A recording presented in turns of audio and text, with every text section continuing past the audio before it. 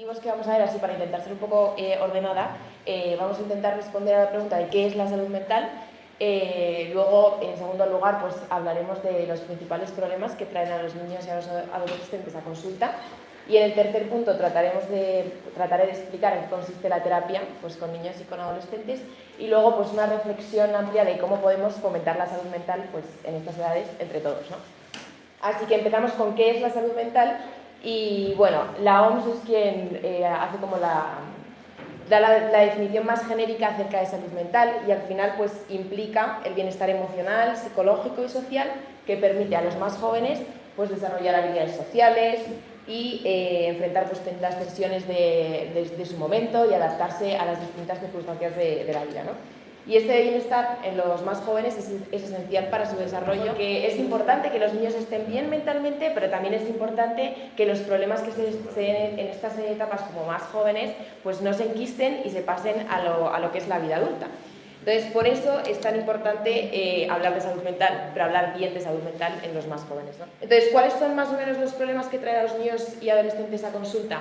Antes de detenernos a ver cuáles son como los síntomas, creo que es importante traer tres ideas fundamentales. La primera es que los niños, pues que el entorno les influye, ¿no? Y que no se desarrollan en el vacío.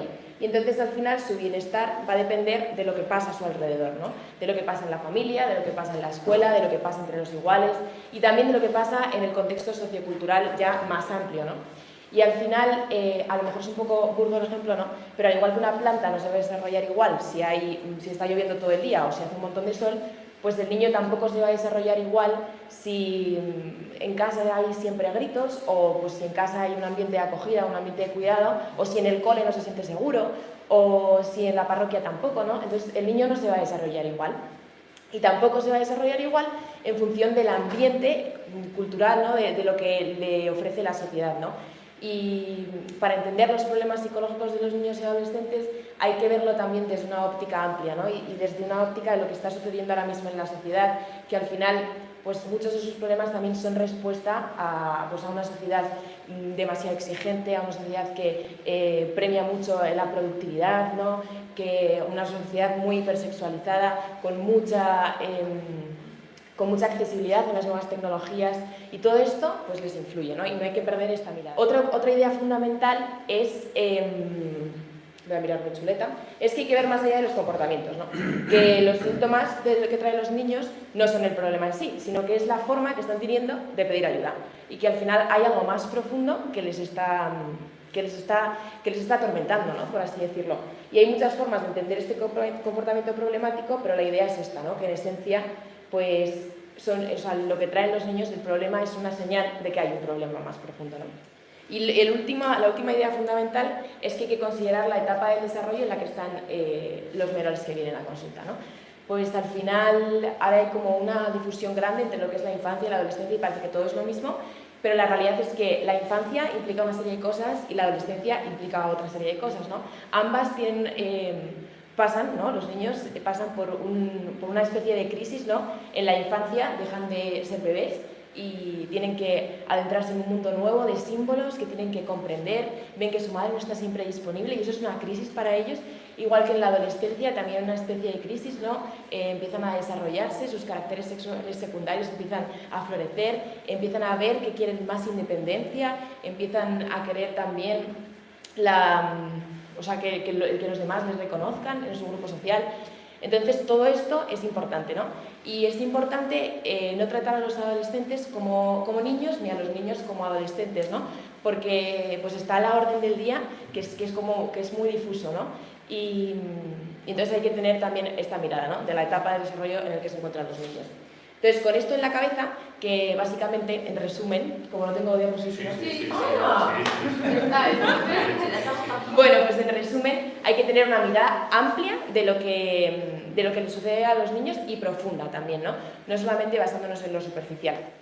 Entonces, algunos datos que nos ofrece el Ministerio de Sanidad, como podéis no verlos, pues es que... evidentemente, los problemas de salud mental son los más frecuentes registrados. Hay muchos trastornos de ansiedad, muchos trastornos del aprendizaje y luego muchos problemas hipercinéticos, es decir, problemas TDAH, por ejemplo, ¿no? Y como vemos, pues estos problemas han tenido una tendencia creciente, han aumentado mucho en los últimos años y desde 2019 hasta el día de hoy también, pues evidentemente trae un poco lo que decía Oxy, ¿no?, de la pandemia, y también si miramos de una forma contextual lo que sucede, pues todo esto, o sea, la pandemia, el confinamiento, ha afectado mucho a los niños y a los adolescentes y estamos viviéndolo ahora, ¿no? Y bueno, los síntomas más comunes que traen a los niños a terapia, bueno, a pesar de que no hay que ser muy partidarios tampoco de las etiquetas diagnósticas, pues es verdad que a los niños, sobre todo, pues les suelen traer problemas de control de esfínteres cuando ya los controlaban, ¿no? Pues ahora de repente se vuelven a hacer pis, se vuelven a hacer caca.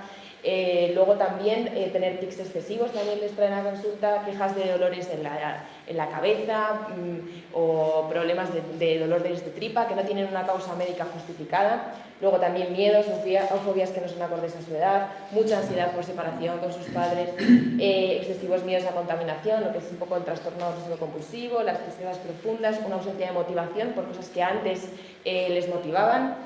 Y sobre todo, rabietas incontrolables, que no se puede controlar el niño, que es muy disruptivo en el colegio, es muy disruptivo en casa, no atiende a los límites y es largo, etc., ¿no? Y en lo que concierne a los adolescentes, pues suelen manifestar más su dificultad a la hora de regular sus emociones, empiezan a aislarse más, tienen ataques de pánico, autolesiones, comienzan a tener conductas restrictivas con la comida, también tienen problemas pues, con el consumo de drogas, con la violencia, y esos son un poco como los síntomas que suelen traer a los niños a terapia.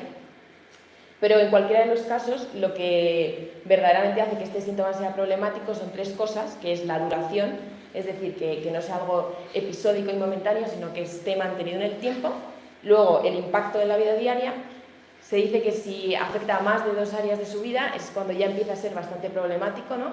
Y luego la experiencia subjetiva de la familia y del niño, ¿no? Ese sufrimiento que percibe la familia en el niño o el propio niño.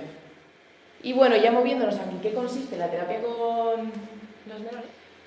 Pues, bueno, la terapia es un proceso complejo, ¿no? Porque depende de las circunstancias de cada persona y luego también depende de cómo se desarrolla esta en sus ambientes y como tener todas esas variables es difícil, ¿no?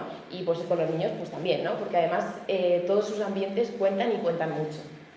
Pero el tratamiento con niños y con adolescentes, a pesar de que no es una versión más pequeña de la terapia con adultos, que es una terapia pues, con su propia individualidad, sí que se rige por los principios básicos de la psicoterapia, que lo que dice la ciencia últimamente es que hay 4 pilares fundamentales, ¿no? Que es el vínculo con el paciente, el feedback que te da el paciente sobre lo que estás haciendo en terapia y la empatía que tienes con él, y luego el consensuar los objetivos pues también con los niños, con los jóvenes, con los padres, ¿no? Entonces, estos 4 pilares es lo que hace que la terapia sea efectiva y eficaz, ¿no? Y es verdad que cada niño y cada joven es un mundo y no hay sesiones como prototípicas, ni hay recetas mágicas, no son magdalenas de niños, entonces no podemos aplicarles a todos lo mismo, pero un poco el proceso sería, en la siguiente diapositiva, que el primer paso pues, es la evaluación del problema, la evaluación con los padres, la evaluación con el cole, la evaluación con el propio niño, el paso de pruebas diagnósticas si fuese necesario, de test estandarizados. Y luego pasaríamos a la intervención, per se, que con los niños es un poco distinta, ¿no? Con los niños en consulta, porque es desde un lado más simbólico, desde el juego, desde el dibujo. Y luego también la intervención con los padres, ¿no? El dar pautas a los padres, hablar con los colegios también, para que todos vayamos en la misma línea. Y sobre el proceso terapéutico es importante tener en mente pues, que los niños cuando vienen, pues que no es algo que no son objetos, no son objetos de evaluación, sino que ese niño y ese joven y ese adolescente es un sujeto que tiene su propia individualidad y hay que mirarle como tal, ¿no? Entonces, eso es lo más importante del proceso terapéutico, pensar que cada niño es único y que cada proceso va a ser diferente. ¿Y a qué puede ayudar la terapia? Bueno, pues a grandes rasgos, a mejorar el bienestar emocional, a que los niños se identifiquen, sepan expresar sus emociones, sepan regularlas. Luego también a desarrollar habilidades sociales, a entender que hay límites, que tú te metes en una sociedad en la que tienes que entender, que tienes que atender a lo que te dicen los demás Y luego fortalecer la resiliencia, ¿no? Que los niños les hagamos más fuertes para que puedan ir viviendo los embates que le va a traer la vida, ¿no?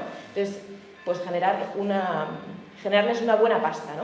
Y eso es para lo que sirve realmente la terapia con los niños. Y lo último que quería comentar es una reflexión un poco acerca de cómo podemos, entre todos, fomentar verdaderamente la salud mental, ¿no? Y en primer lugar, yo creo que es fomentando una cultura del cuidado y de la escucha, ¿no? Al final, los niños y adolescentes están muy necesitados de tener espacios seguros donde poder ser escuchados, donde poder ser validados, y entonces hay que crear espacios de seguridad emocional, que creo que lo pone ahí. Que esto es un tema como complejo, ¿no? Porque crear espacios de seguridad emocional a veces como que queda blandito, ¿no? Y es como que parece que a los niños tienen que validarse las emociones, tienen que saber expresarlas, los niños sienten cosas, pero un niño no se siente verdaderamente seguro si no tiene límites, ¿no?